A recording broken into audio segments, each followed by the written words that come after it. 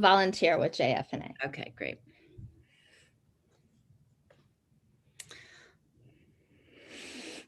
All right. It looks like she's still admitting people.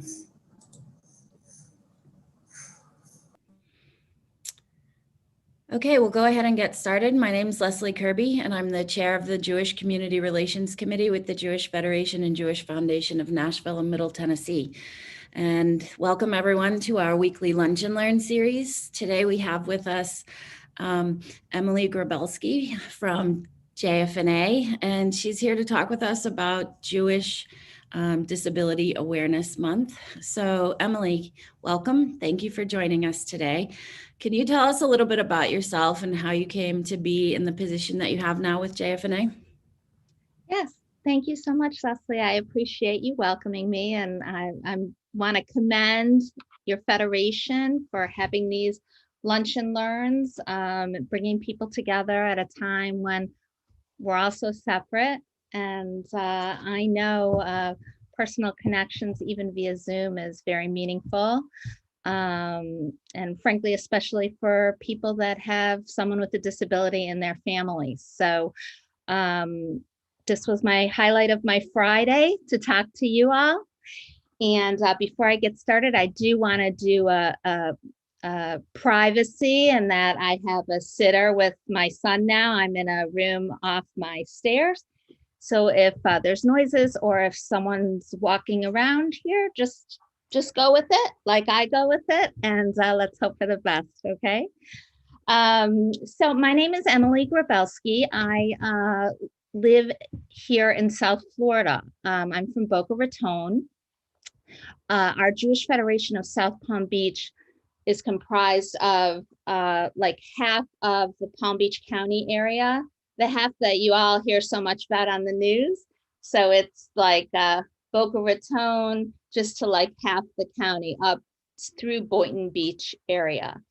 We have about 140,000 Jews in our service area, and the South Florida community, all of the federations down here, is the second largest Jewish community in North America when you think about all the federations together: Miami, Broward, South Palm Beach, and then Palm Beach, like as a pod. So just for you to get to know me a little bit, I have three boys. My oldest is 23. He's in New York now in a graduate program. My middle son is 19. He's a junior at GW, who is unfortunately doing his junior year also around the corner from his Boca bedroom. So I'm trying not to bother him either. He's trying to save the world from his bedroom. And I have a third son, Sam, who's my youngest. He's 18 and he has autism. When Sam was born, first of all, I want to know how many people on this call either has a disability or has a parent or family member with a disability. Are there any other mommy warriors, family warriors okay, good. So that's good. So you know something what I'm talking about. So when Sam was born, by the time he was 2, we noticed that there was something different about Sam. Our pediatrician really didn't jump on it the way we knew as parents in our hearts that he was different. There's a lot of talk about how maybe his hearing was bad, or, he's just delayed. But we knew in our heart of hearts that he wasn't the same as his brothers.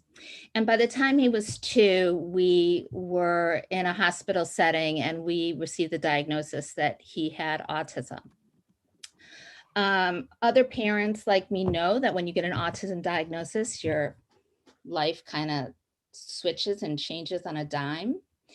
And we started down a very busy path of therapists, speech therapists, ignore Reggie barking in the background, speech therapists, behavioral therapists, occupational therapists, physical therapists, anything that we could do, obviously, to promote his learning and development. And as any parent does, you go all in and you have to be able to look in the mirror and say you did everything. So we started down that path. So we were able to enroll him in our synagogue preschool. At the time, our JCC preschool did not accept kids with learning differences. They did have some shadows, they call them, but they weren't really prepared to accept a student, a preschooler with as many complications as our Sam. My synagogue, I will always thank them that my synagogue reached out and said, you're our family, and because you're our family, Sam is our family too, and we'll work it out. And if you can get a shadow, he's welcome in our preschool. I will always thank them for that at a time when Sam was, 2.5 and I didn't know, 3, and I felt so alone. And that really started my journey of how do I make sure that Sam has the same kind of access and experiences that frankly his 2 older brothers have. Since I'm here as talking about JFA and our Jewish community, I'm going to try and stick to the Jewish community aspect of this, because obviously there's many realms where we're trying to maintain access and inclusivity. But for me, when he was 3 and 4 and 5, I was very much impacted with what is here in our South Palm Beach community for Sam. My older 2 boys went to our local Jewish day school. We're a shul going family every Shabbos. We do Shabbat dinner. We're not Orthodox, but we're traditional. And it's something that by the time he was 5 and looking for kindergarten, I decided that we need more here for young kids and families with disabilities. And at that point, I went into our JCC and I went to our Federation executive, and I spoke at a women's event. I came out of the closet about Sam, and you know what? The women, I give kudos to the women in this community. And I don't know about the Nashville Women's Philanthropy Department, but let me tell you, the South Palm Beach Women's Philanthropy Department at our federation, they came up to me privately and publicly and said, we're with you. The women in this community are the women, mommies for everybody. And we are going to help you make sure that this community is ready for Sam and frankly others. Now, I know that I don't know, maybe you can tell me. I know I met you, Eric, at the inclusion. You're the exec, right? Eric, are you the exec of the Federation? Yes, I am. So when was Nashville Jewish community established? It's an older community, right? 19. Sure, we have 5-generation families who've been here. I mean, we're going back way, way far. Okay, so the reason why I bring that up is because, the youth of the South Florida, specifically the Boca del Rey Jewish community, is an issue. For many years, even when I first came down after grad school up in Michigan, we were new. We're new. We're under 40 years old. We just celebrated our 40th anniversary. Our JCC just celebrated its double high 36. So we are now in this Jewish community starting to see second generation leadership in this community. So because of that, the number of families 15 years ago that were moving here was much smaller. So the needs were much smaller in terms of young people. When Sam, was 5 and starting this kindergarten process, and I started rolling up my sleeves with other people, the community realized that we as a community need to embrace the fact that we are becoming a family community. We're not just seniors. And I say that because I don't want to like point a negative finger at the community. For many, many years, decades and decades, we were, you know, people came down for the season while it was freezing up north. And so there was a realization that we all have to work on lots of different issues. There's a lot of people in need beyond the senior population here now.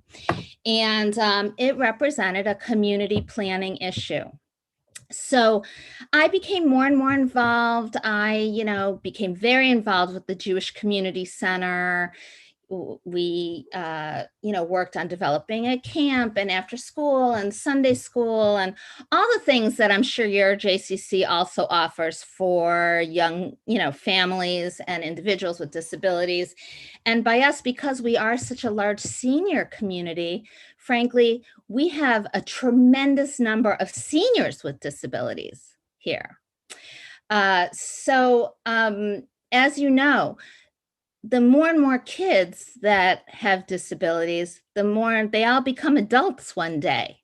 So right now in this community, we are dealing with the fact that hundreds of kids, our families are moving here, having kids that are diagnosed with disabilities, specifically with autism, but all disabilities. Schools, private and public, are being overwhelmed with the need for services. Florida as a state is not known for being service focused. I'm saying that in a nice way about our state. Neither is Tennessee. Pardon, what'd you say? Neither is Tennessee. Oh, okay. So that's good to know. I don't feel as bad. What that means is that as a Jewish community, the gap that we see between what the state can offer and the funds nationally and the state can offer is very great, because our individuals and families, especially younger families with this issue, have many more needs than what the state and the national, you know, people can offer. So it means our Jewish community fills that gap, which I know you're very familiar with. We do that all the time. So as I've become more involved and working with the Jewish community, I became more involved in issues relating to advocacy in general. I'm a true believer that as a Jew, advocating for those who cannot speak for themselves is really one of our tenets that we live by. And it is really one of the things that fuels our federation's desire to meet the needs of all those that may fall through the cracks. And because I feel that way, I got more involved with our federation to help them develop community-wide programs beyond the JCC, like B'nai Mitzvah programs. You know, when Sam was 11, at some point, we said to each other, my husband and I, like, what, we had no idea even what Sam could do. He cannot communicate well. We obviously wanted him to have a bar mitzvah, but we didn't know what that would look like. I'm not the only one that feels that way. As you know, there's a lot of families, raising a child with autism is very expensive and time consuming. Most of my contemporaries do not belong to their local temples or synagogues, or frankly, JCCs or anything. All their time and energy is wound up in dealing with the needs of their family member, and talking to the community about access and costs and how we can lower frankly, the cost of opening the doorway to these communities so they can touch the community, really was high on my priority list. And that was especially true as Sam readied himself for his bar mitzvah. I ended up working with the rabbi in our synagogue, and we were able to develop a beautiful bar mitzvah. Poo-poo, I like beautiful. But I'm someone who belongs to a synagogue because I grew up with that. Most of my contemporaries, they don't even know the first step of talking to a rabbi. What we need to make our community more accessible for everyone, but especially for families of young people with disabilities.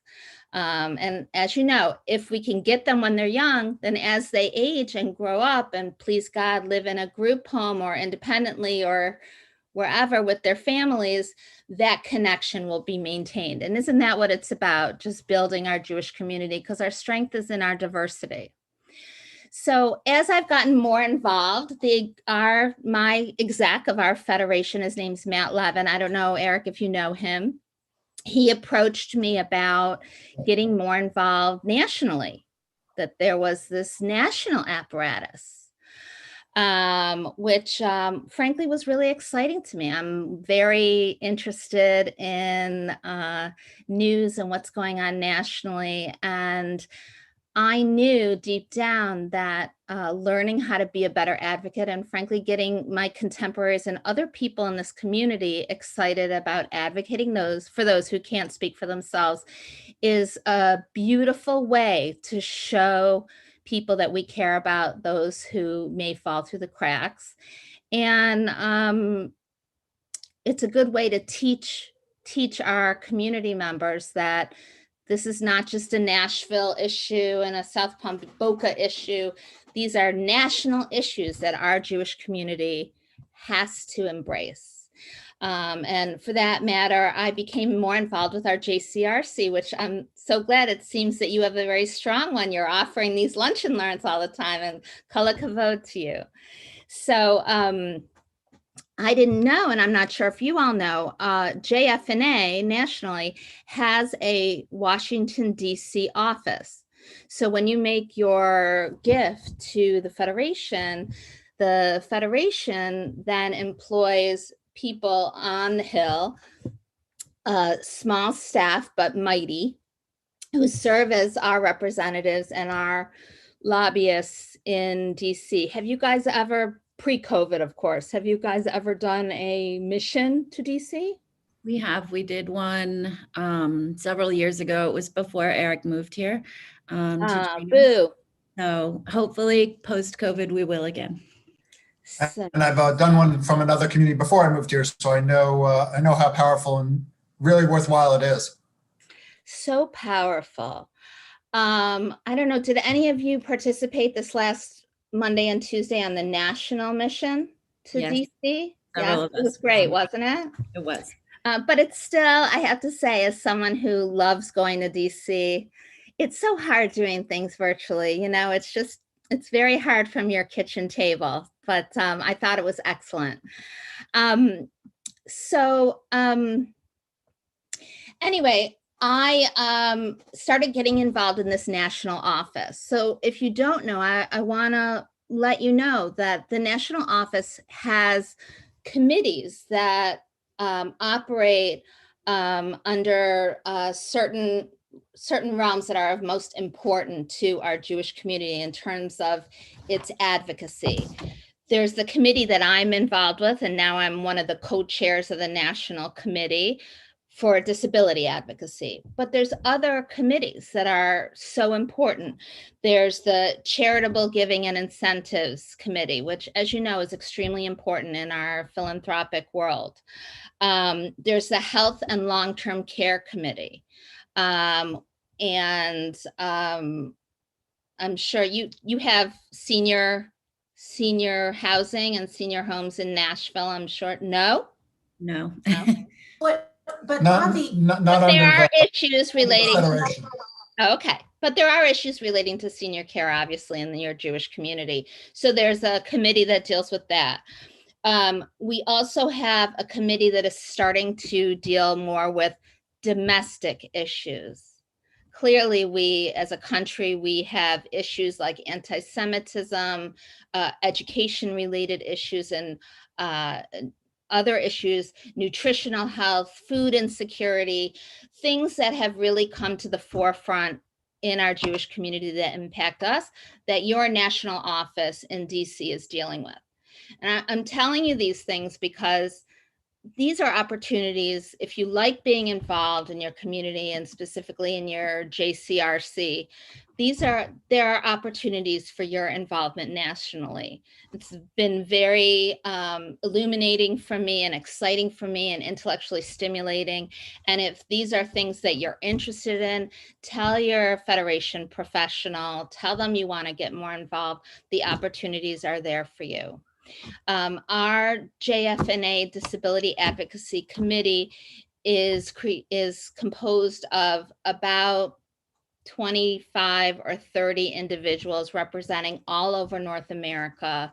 We meet on a quarterly basis. We mostly discuss legislative issues in front of our Congress right now and what we can continue to do to be in the forefront of getting our Congress people, representatives and senators to move the Jewish community agenda forward that is going to make a difference for our Jewish communities.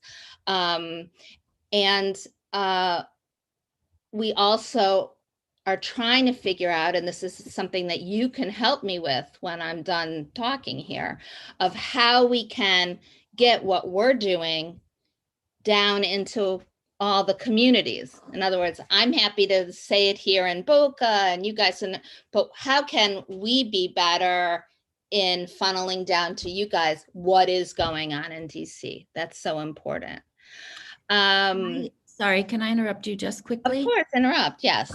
Yes. Could you tell people who may not be as familiar a little bit of the history around, so how did there come to be Jewish Disability Awareness Month? Was your committee? Okay, so absolutely. So for 10 years, we've had, as a result of the Disability Advocacy Committee, we've had a Jewish Disability Advocacy Day.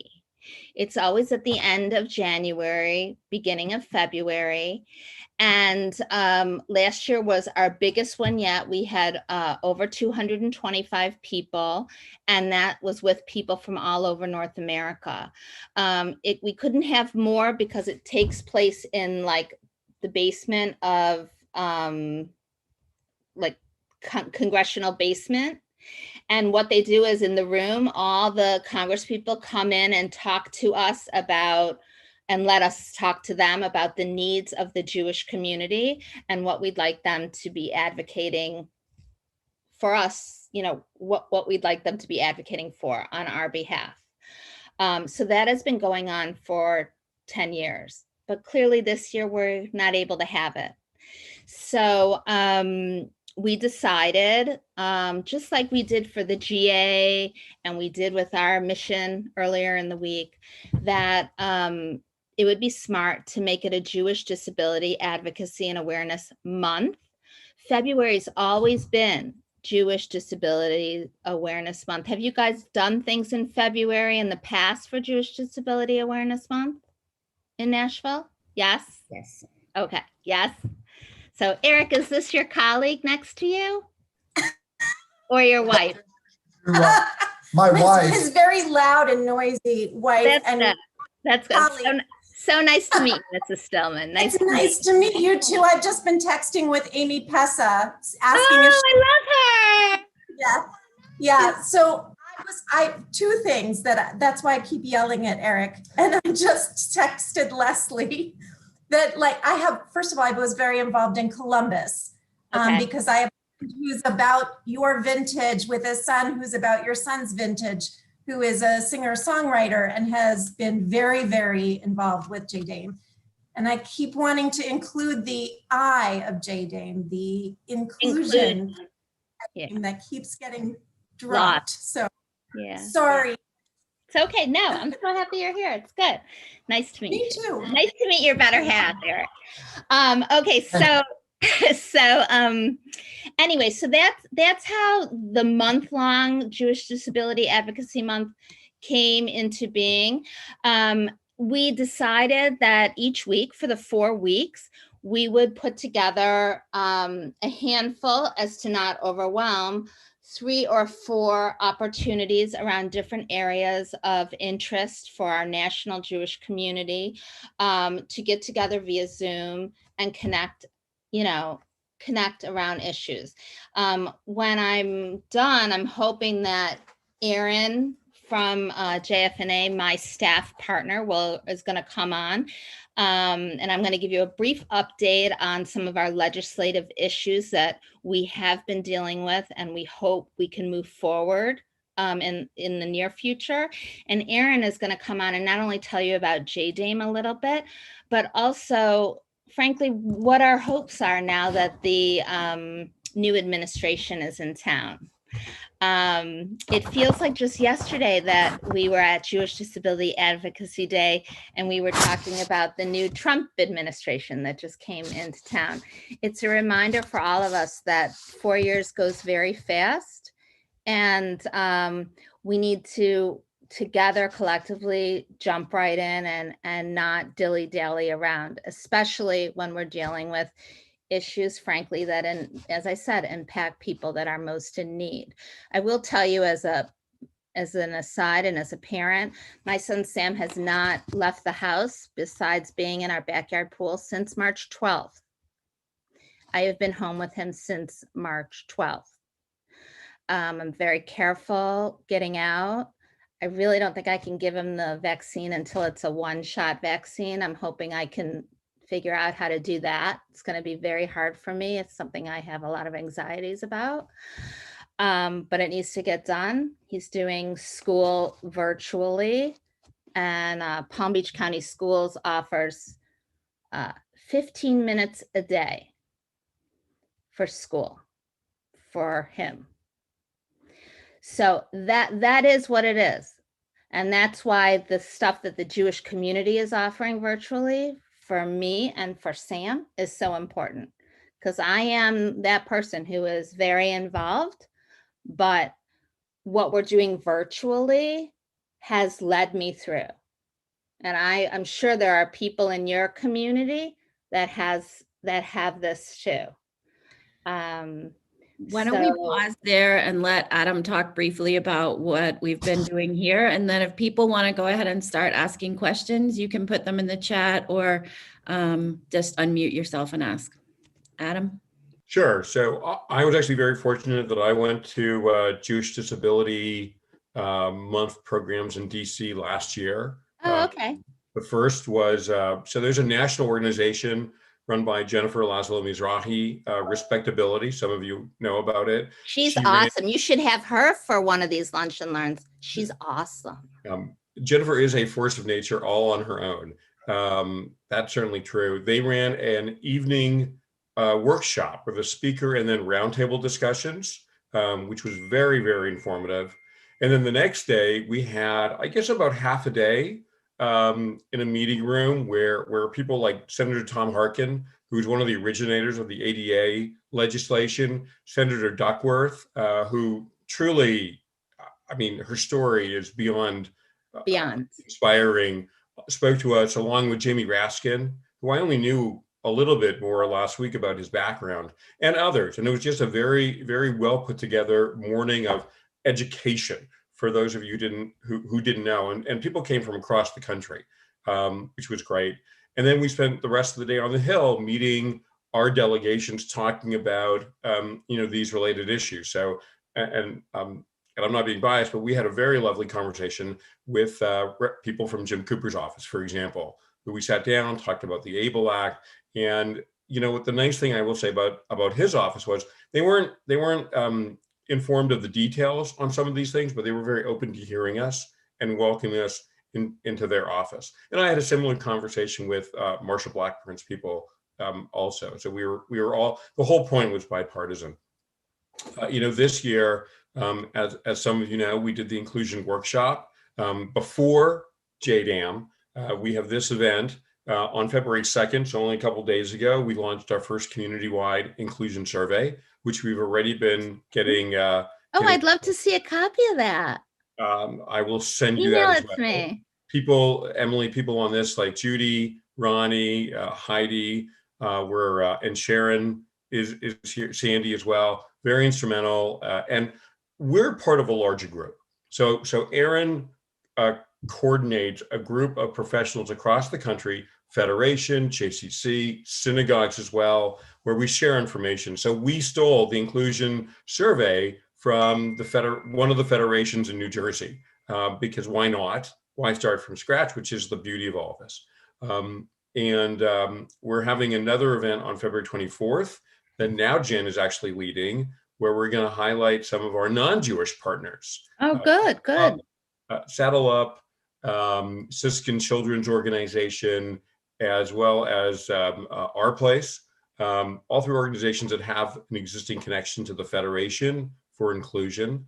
We've promoted people. Look, we all know that this is kind of the enduring story of the pandemic. We'd rather not have a pandemic, but what's really been fascinating about what the National Committee has done is pivoted so that we can spend every day, if we want,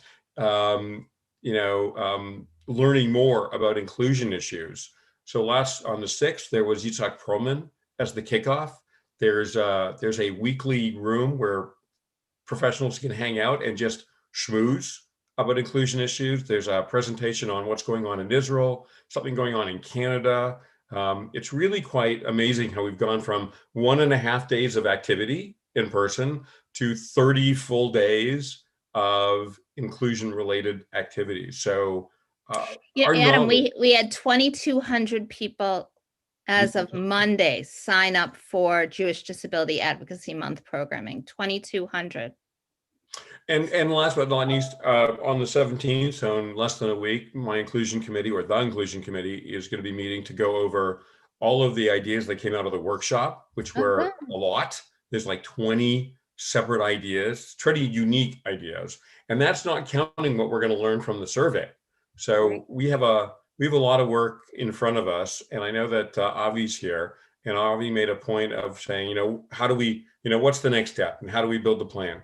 So the next step is looking at all these ideas and then going through them and saying, what is first, what is second, what is third, how much does this cost, how much does that cost, to figure out what we do next steps. But we're at the point where we're at a really good intersection, I think, in this community where there's a good groundswell of local support.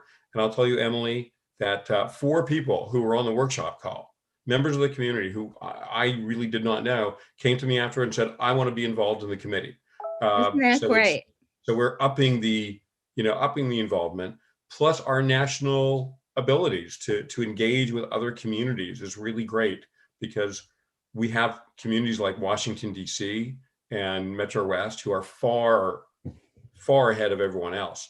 And we were able to learn from them.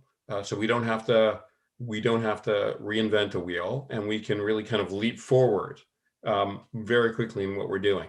So that's where we're at. I think we're in a very, very good place as a community. We're nowhere near, I think, where we want to be, but we're getting there very quickly.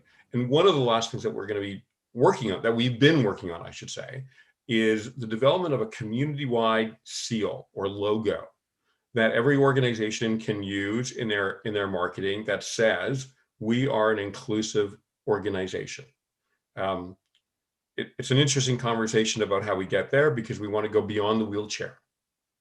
But how we get there has been and Sandy and others on the call know that it's an interesting conversation of how we be inclusive, while understanding we're probably going to forget some things as well in this logo. But we think it's important to have that over time. So, and again, we're borrowing from a community from Buffalo, one of our inclusion partners. So that's where we're at as a federation. Thanks, Adam. Very exciting. I want to pause here and make sure that we let people ask personal questions if we have them. I think there are a number of people on the call who may have specific questions that they want to ask. So let's open the floor for questions for right now, and then loop back to the advocacy issues at the end. So if anyone has a question, go ahead and unmute yourself and ask directly.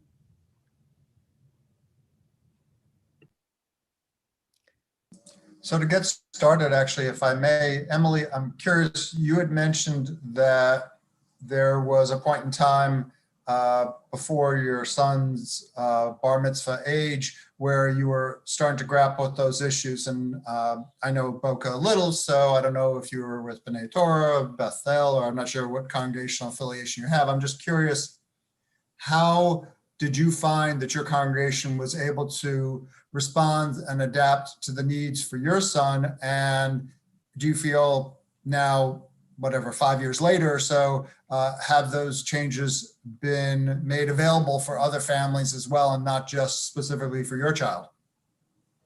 It's a good question. I belong to B'nai Torah, which is a conservative congregation. Sam clearly couldn't participate in the normal B'nai Mitzvah program there. He needed a private approach. And our shul, our rabbi and cantor helped identify someone in the synagogue who worked with Sam privately for a period of time.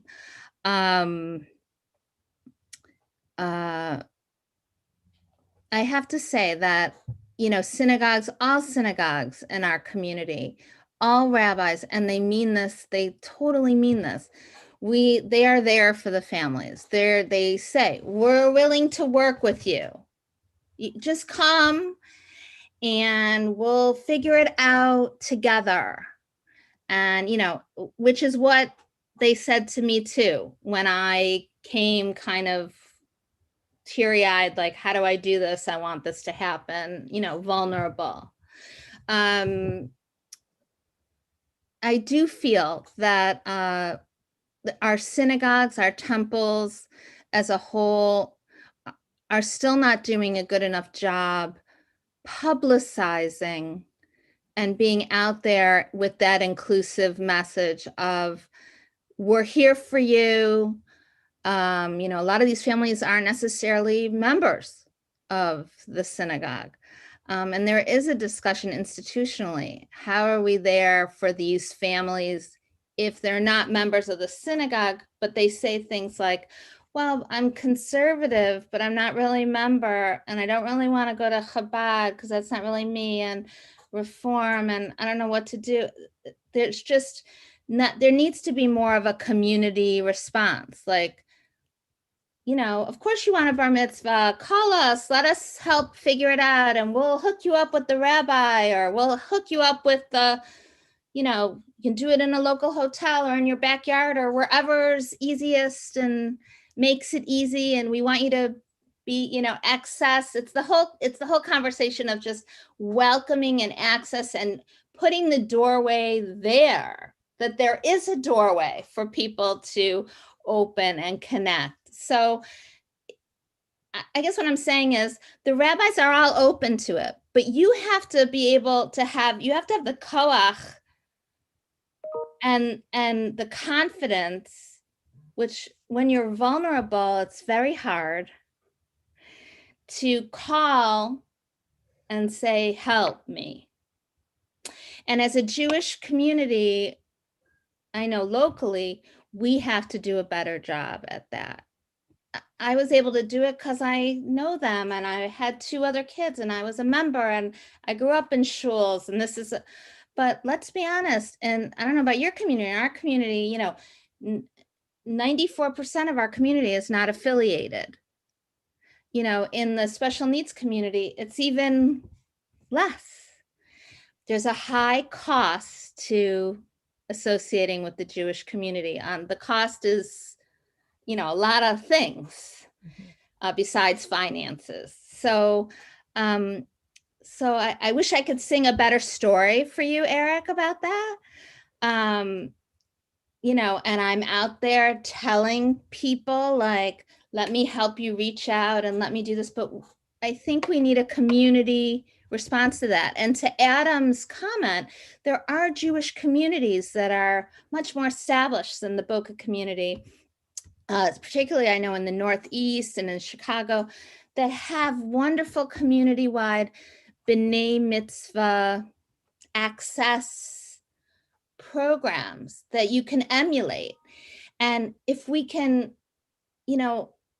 it's a family b'nai mitzvah. It is a family b'nai mitzvah anyway, when we have typical kids. But in this particular case, you know, if the young person can't speak or can just stand there, or, you know, it really is a family community event.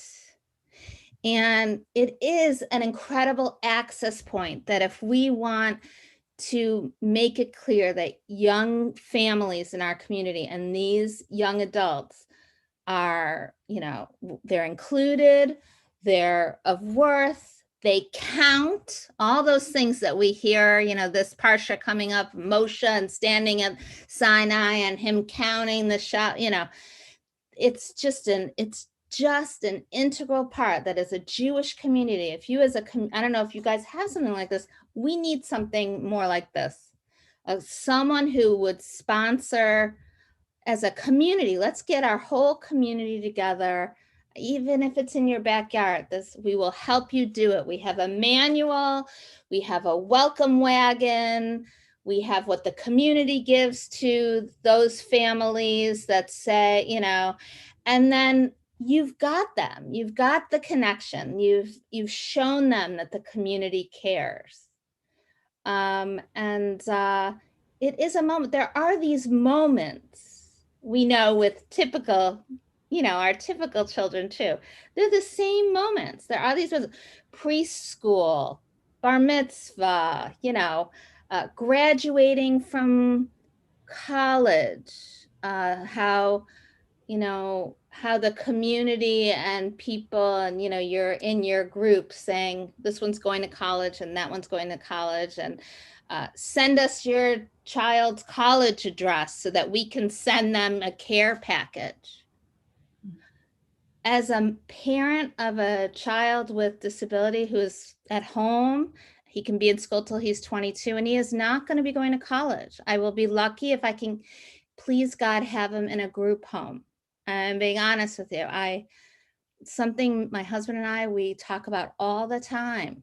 Right now, our group home in our Jewish community would not be able to handle my son. This is something that it's a last thing for me that I know. I have to get them ready. So when Sam is ready, they're able to handle him. Like for me, that's a personal thing. But I'm back to the community has these points in a family existence that we can be warm and welcoming and, like you said, Mrs. Stillman, inclusive. And these are the points that families remember. And we can do that. These aren't big lifts. These are little things. These are on Facebook. These are flyers. These are people talking about, you know, we can do it. I think we have another question, Julie. Okay, I'm sorry I'm talking too much. No worries. No, thanks, Leslie. Not so much a question as just to you know, I guess my perspective is biased, both personally and professionally, as one of the education directors at one of the synagogues in our community. And, you know, I'm grateful that our congregation continues to prioritize, you know, having an inclusion specialist for our religious school.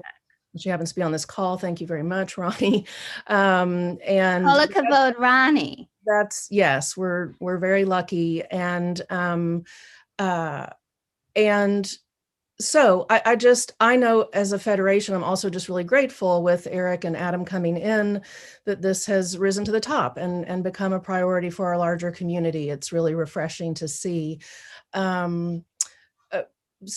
A different type of mission that we took to DC last year was through the RAC. We're one of they're wonderful. Right. And so 2 of our students were able to advocate for a mental health in schools bill that actually Jim Cooper, you know, agreed to sign on to while we were there, which was very thrilling. But it underscores for me our need to involve youth also in our committee work and really sort of educating them around advocacy at earlier ages.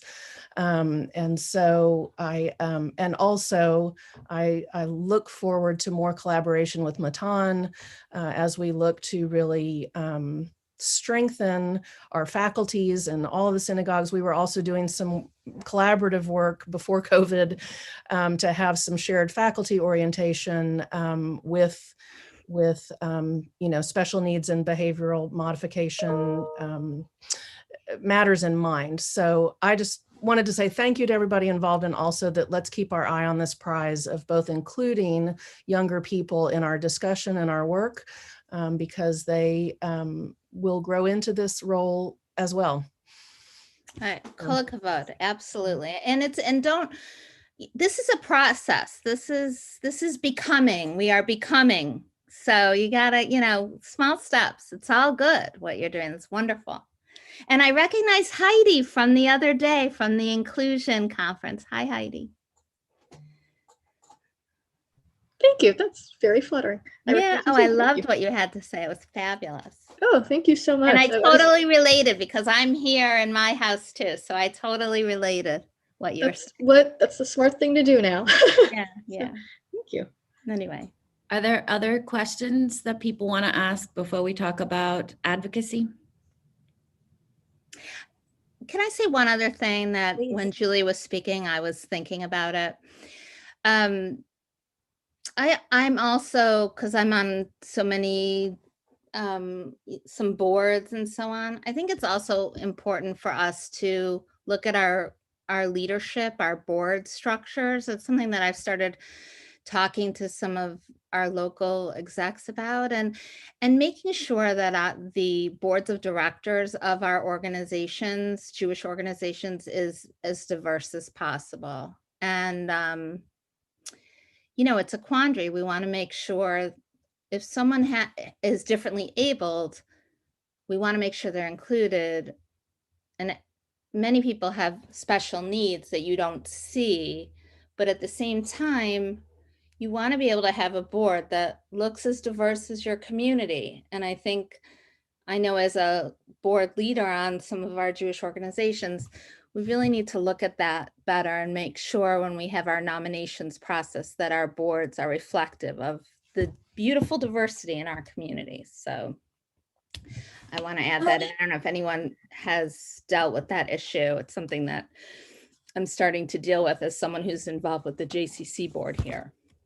So, Emily, I just wanted to go back to the point that you made about life cycle events and recognition. In addition to being Mrs. Stillman, I'm also Rabbi Schimberg, which is how I know Amy.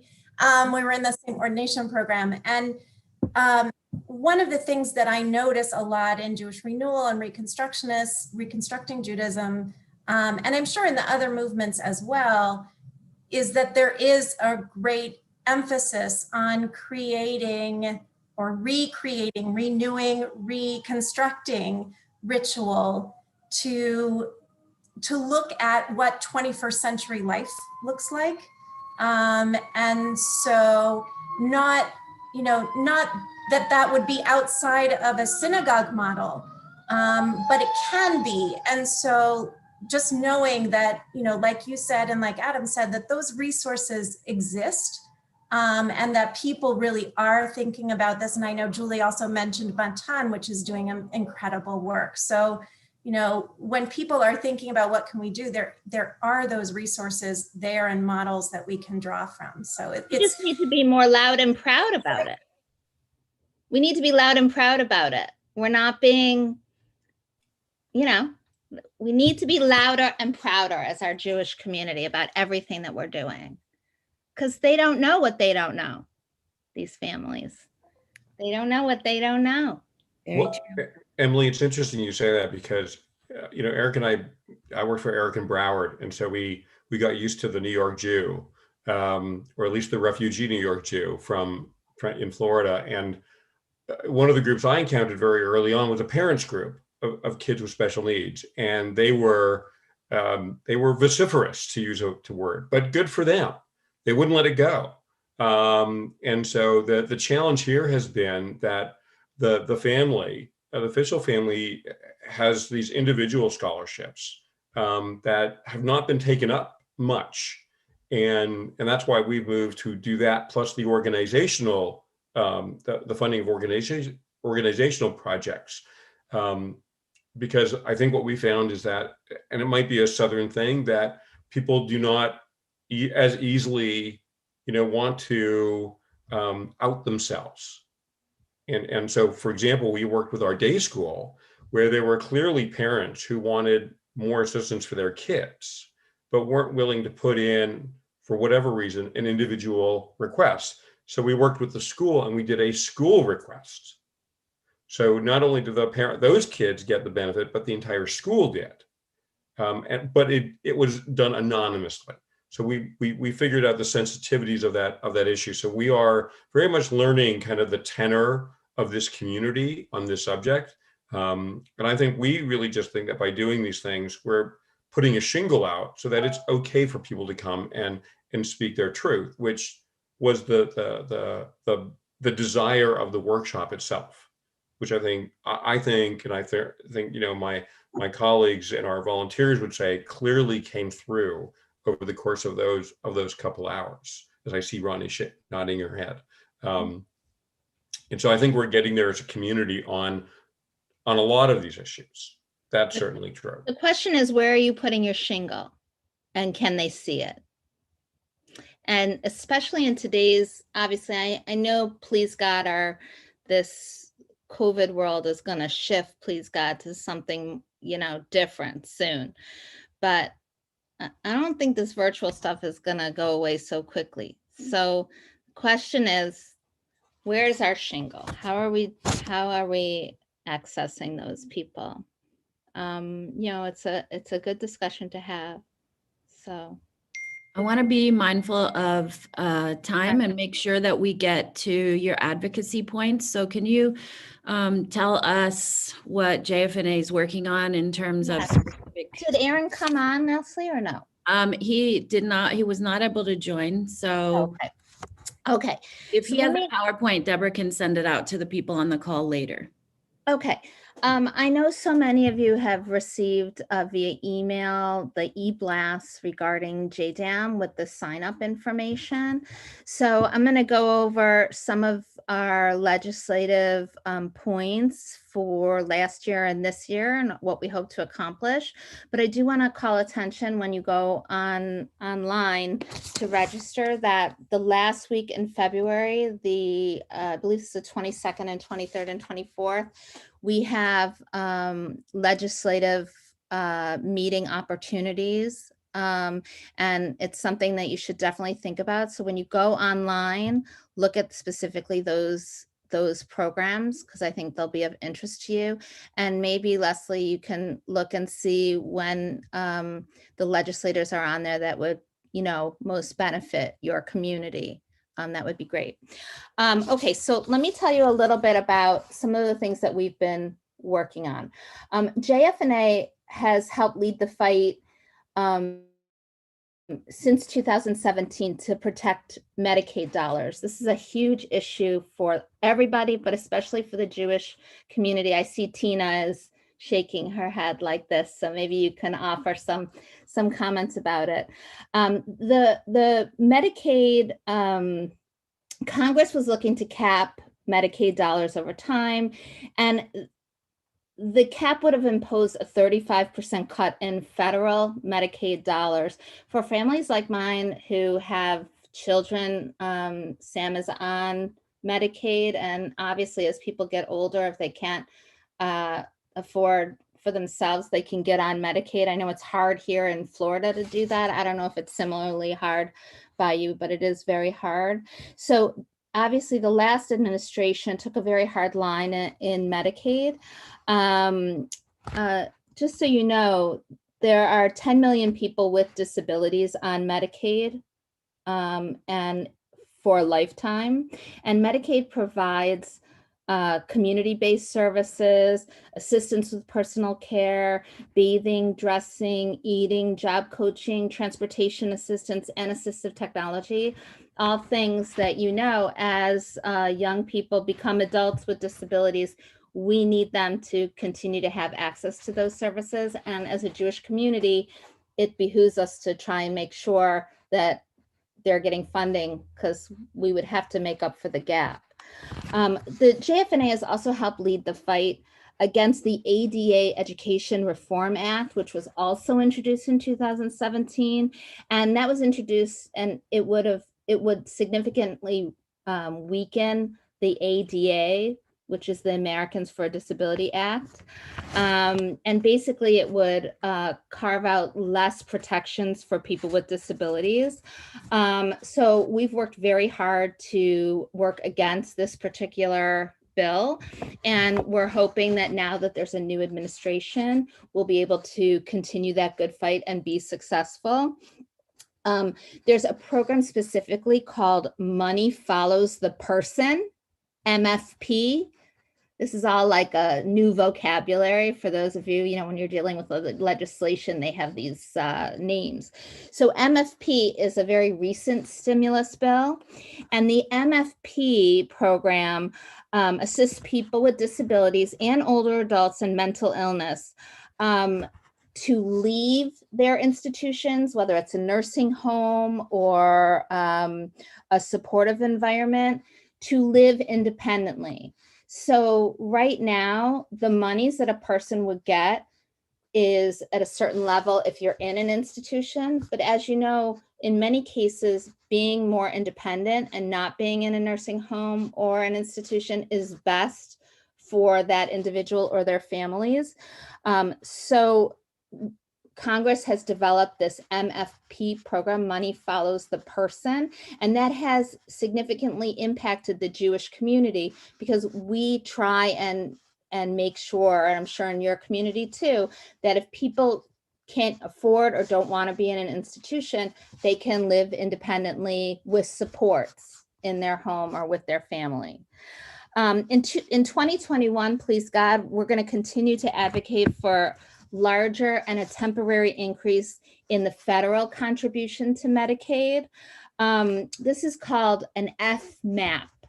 Okay, so right now, as a state, you're getting a certain percentage of money from the federal government toward the Medicaid, your Medicaid dollars, and your state, and we are trying to get it so that the government is going to provide more money to the states for Medicaid. And that will ultimately help our Jewish community, because again, we won't be making up that gap that exists to help make sure that these most vulnerable people are able to live the most meaningful, healthy lives.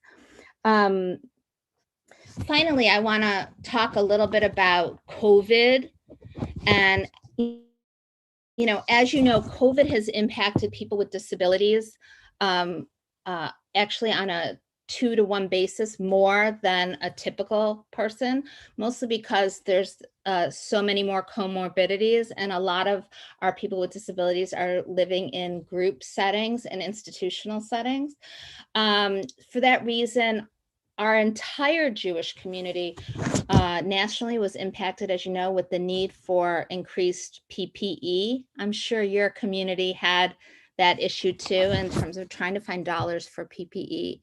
I want you to know the National Jewish Community was very successful in trying to identify increased PPE for tons of communities. I'm sure yours too, and we will continue to do so. And that is all part of what we do in our Washington office. And these are things that you can be very proud of. And as we look toward other issues like anti-Semitism issues, food insecurity, I named these before, education issues, all kinds of domestic policy issues. These are items that we were not necessarily dealing with, but in the last year or two, as a national Jewish community, we are rolling up our sleeves and dealing with this in a much more structured way, specifically out of our Washington office. And if I could make a recommendation, Leslie, for upcoming lunch and learns, I think it would be very interesting for you to hear what we're doing nationally in terms of making headway with policy that combats all of those domestic issues. These are things that are on all of our plates. We can no longer say it's only happening in one community. It's happening everywhere. So it's what to be proud of, everybody. And again, even though you're not in DC, I want you to know your voice is heard there, and we appreciate all your support for the federations to do this. And you should be really proud because we're making a difference. And I'm just thrilled to be part of it. So Thanks. any other questions? Are there any final questions before we wrap up? Yeah, I think Judy. Yeah. Hi, Emily. Hi. Question. What have your efforts been with regard to the Individuals with Disabilities Education Act and moving towards, full funding? Has that been a priority? What have your discussions been about that? Well, we have in past Jewish Disability Advocacy Days made an effort when we're meeting with our Congresspeople to bring that up. So that people will continue to have access to equal education, regardless of their ability. That, like a lot of other issues, it's a wait and see thing what this new Congress is gonna do. There's a lot of hope right now in terms of how community organization is going to help positively enhance issues like the, Education Act, but time will tell. Okay, thank you. Iris, did you have something? Were you raising your hand, Iris? No? Oh, okay. Any other questions? All right, then thank you, Emily, again for joining us today. Oh, sorry. Was someone asking a question? Yeah, I'm just curious of what the availability is in your community for people with disabilities to engage in inclusive social and recreational activities.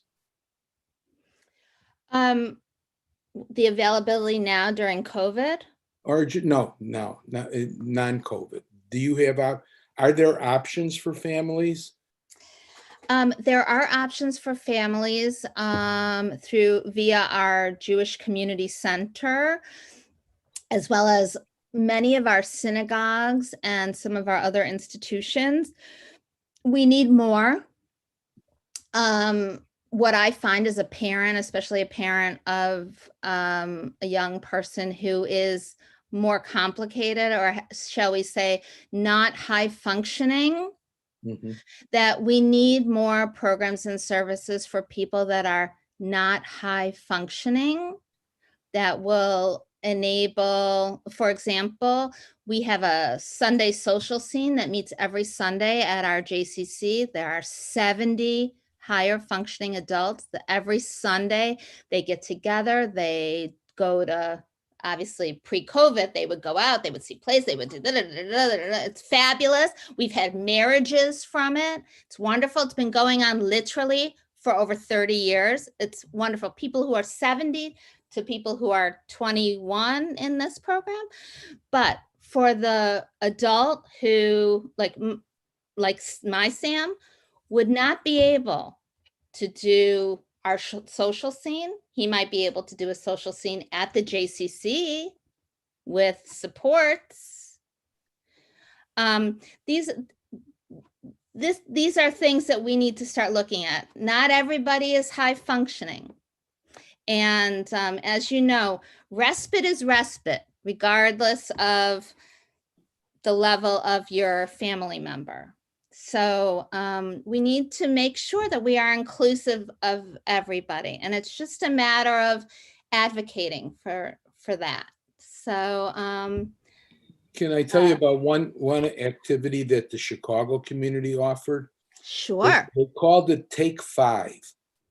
And what they would do, the Jewish Federation would send social workers and support help into the homes of families, and then provide the families with a weekend in a hotel and recreation of their own. So they would have some respite once in a while. That's beautiful. That's beautiful. That's in Chicago? In Chicago. It's called they call it Take 5. Okay, that's great. Avi, you should share that Thank with you, Adam Avi. so that he can try to incorporate ideas around recreation into what we're doing locally. That's great. That's great. Oh, Judy? Judy? Yeah, I was just going to say that what you're describing is not just a problem in the Jewish community, unless things have changed since I retired about 5 years ago. Special Olympics really is higher functioning students. That I professionally taught multiply handicapped kids for 10 years and then was an orientation and mobility instructor for almost 30 years, with everything from severely multiply handicapped up through gifted. And our lower functioning students couldn't participate in Special Olympics. They didn't qualify. And that is a group that is specifically recreation or competition and stuff for the disabled. And they're excluding a lot of people. Yeah. Yeah. And it's hard as a parent to feel like your child's too special for special needs. I can't explain, like and I don't want to be like wah wah wah, but it's hard. It's just a very vulnerable situation, and there's so many positives. I don't want you to like come away being like so many positives, but we need to think about everybody, including everybody, and making sure not everybody can be included in everything, but we need to have something for everybody. We need to really try. And that's really the goal of having a Jewish Disability and Inclusion Awareness Month. So hopefully, yes, very much so. And Emily, what sounds so beautiful about what's going on in some of your institutions is that not everyone wants to do Special Olympics. That's an athletic activity that not everyone wants. Right. But they do want a computer class and go to a theater program and sing and dance and socialize. That's what everyone wants. Yeah. Yeah. But when and we limit it to, our park district limits their work to almost exclusively sports. And it's not what everyone wants. Yeah. Yeah. All right. Thank you again to everyone for being on the call today, and Emily for joining us. My pleasure. We really appreciate it. Deborah posted in the links in the chat more information where you can find out more about advocacy and the other events that are going on this month. So please join for some of those. Our guest next week will be Brian Hale, who's the CEO of Neighborhood Health, and he's going to be talking about COVID-related issues in Nashville. And he will be talking some about how COVID has been impacting and how vaccines are being distributed to people with disabilities as well.